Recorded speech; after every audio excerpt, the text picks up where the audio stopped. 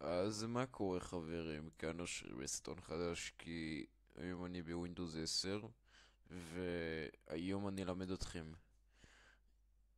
איך להשיג קוד מפתח בחינם למחשב, ואני אגיד לכם את השלבים. ולפני שאני מתחיל, שימו לייק, עוקב ותגובה. אוקיי, סליחה.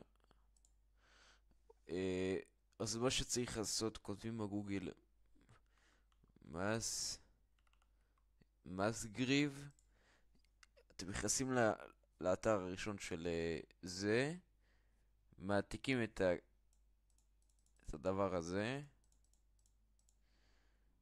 אתם מעתיקים את זה, ופותחים תוכנה במחשב שקוראים לה Windows PowerShell, או PowerShell, מה זה משנה. נגיד אני מעתיק את הפקודה הזאת, זה לא וירוס. בואו אני אגיד לכם מה זה עושה.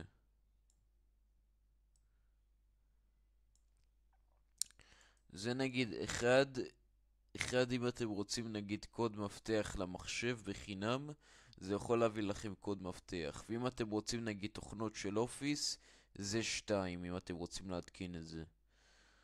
ואני כבר יודע איך להשתמש בזה, אז אם מישהו צריך עזרה תכתבו לי בתגובות, אושרי אני צריך עזרה וזה וזה, והכל טוב, ואני אעזור לכם עם זה, שאם מישהו נגיד צריך עזרה בזה אני יכול לעזור לו. אז תודה רבה שצפיתם, ומאוד מקווה שנהנתם מהסרטון שלי, אז יאללה ביי.